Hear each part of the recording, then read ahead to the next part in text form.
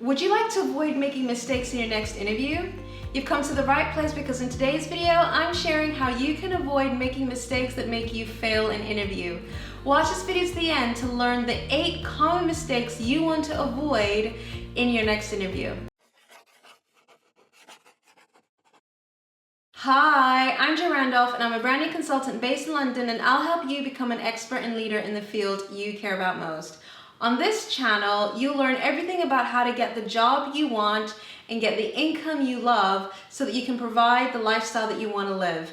In addition to that, you'll also learn how to become an expert and leader in the field you care about most. Now, to get videos like this, come and join me and subscribe. I post new videos every single week. So the fact that you're watching this video tells me that you have an interview coming up and you really don't want to screw up, just to be blunt.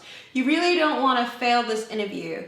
And the chances are you've done interviews before where you have failed and you haven't really understood why, and you don't really understand what it is you need to do to pass the interview and, most importantly, get that job offer. Well, in today's video, I'm going to share the key things you want to not do in an interview so that you don't accidentally make a mistake that costs you a job offer. Let's start with the first mistake, and this mistake is that you are too nervous.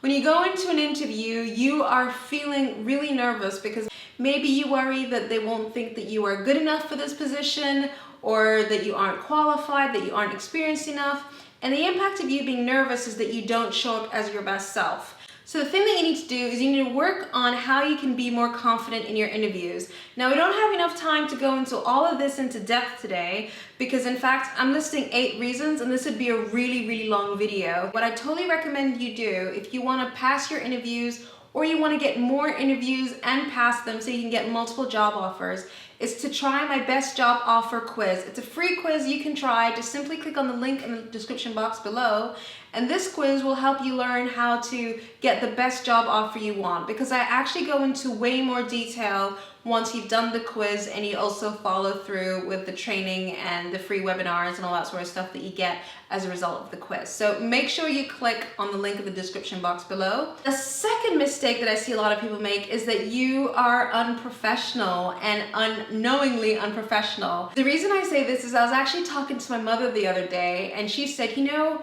I actually have an idea for your YouTube channel. I was like, really? She said, yeah, you should do a YouTube video on, mistakes that people make, because as someone that interviews people, I get so annoyed by some of these mistakes. And I was like, what's the first thing? And she said, oh, when people make jokes. And I was like, really?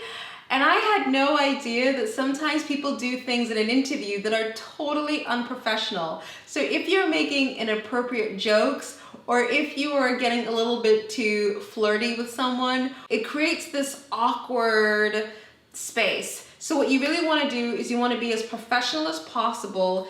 That means being well-dressed, being well-spoken, and taking their questions seriously, being conversational, being friendly, but not acting like you're talking to your buddy or you're talking to your friend. The third mistake is that you sometimes act a little bit awkward. Now, this can happen in a couple of ways. So, for example, maybe you're someone who is quite shy and doesn't really say very much. So when you walk into the interview, you go in and you sit down and they ask you, so tell me a little bit about yourself. And you're like,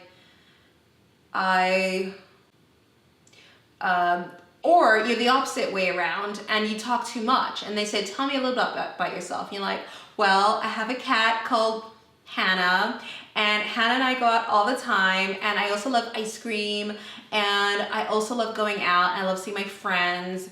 And yeah, like I'm a really social, fun person. I love my animals. Do you have an animal? I have an animal. I mean, I love my pets. If you're someone that ends up talking too much about things that are also not relevant, then what ends up happening is that the other person that's interviewing you feels awkward. The easiest way to think about this is to think about it like an exam question in school. When I was in school and those long form answers, you always have to make sure you read the question and understand exactly what it is they want you to talk about.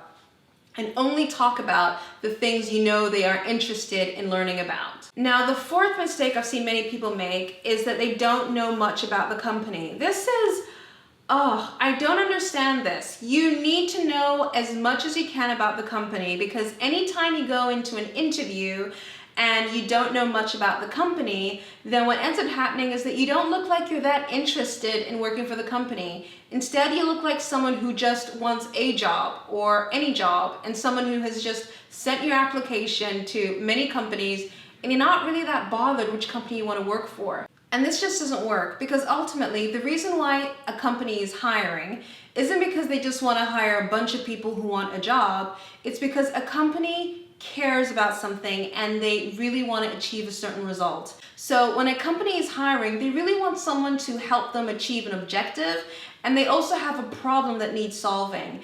And so if you don't know anything about the company and you don't know anything about the problems that they need solving, then you won't really be able to answer the question, why should we hire you? And you also won't be able to answer the question, why do you want to work here? Because the more you know about the company, the better answers you'll actually be able to give in your interview. And then the next mistake you want to avoid is being underprepared. If you aren't prepared to show great examples that show that you have the right experience and that you have the competence and ability to achieve a certain result for them, if you don't prepare any of that, then it's going to be really difficult for you to pass that interview. So always make sure that you prepare, that you have the best examples that you think of to show them in the interview.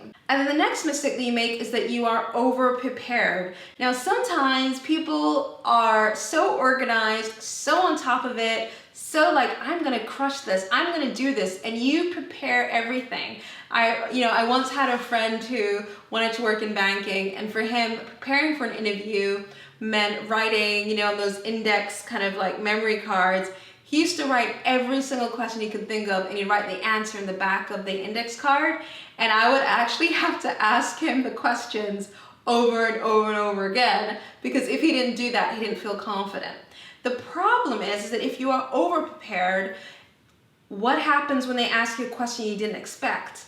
I've seen many people who get into a situation where they aren't sure how to answer a question they haven't yet prepared for. So this is a danger that you want to avoid.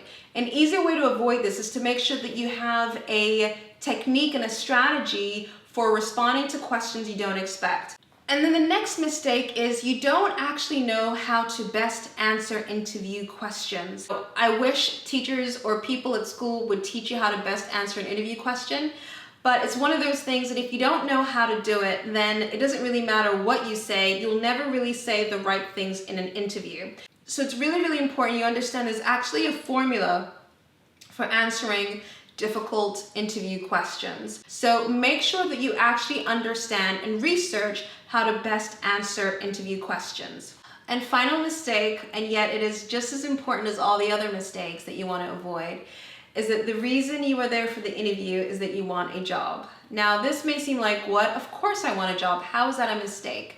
The reason why I say this is because often when you are coming to an interview because you want a job, you are more often than not thinking about yourself. You want a job, you want the money, you want the experience, there's something in it for you, and you're not really thinking about the company. But the reality is that whenever you see a job post or whenever a company is interviewing you, the only reason they're gonna hire you is because they have a problem that needs solving and they have results that their business needs to achieve. And so they are thinking, who can we hire to help us? And so the best interviews are always when you're coming from the perspective of, I want to help you. I am here for you. I can help you achieve these results. I can help you do these things. I am competent and I can do this. And you give them confidence that you are the person that can help them. Then you certainly look like someone that is worth actually being in their team, as opposed to being someone who is just looking for a job and isn't that bothered about working there. So anyway, so that's it. That's kind of my gist, my overall summary of reasons why people don't pass their interviews. Now, I do go into way more depth into how you can actually pass your interviews, because even if you make all of these mistakes, even if you don't make all of these mistakes it doesn't mean you'll pass the interview. Now, if you want to get the best job offer possible and you want to get multiple job offers, I totally recommend you try my best job offer quiz. It is a free assessment that will help you discover the best job offer you can get. And I also show you the things you need to do right now to get multiple interviews and multiple job offers. To do this quiz, simply click on the link in the description box below.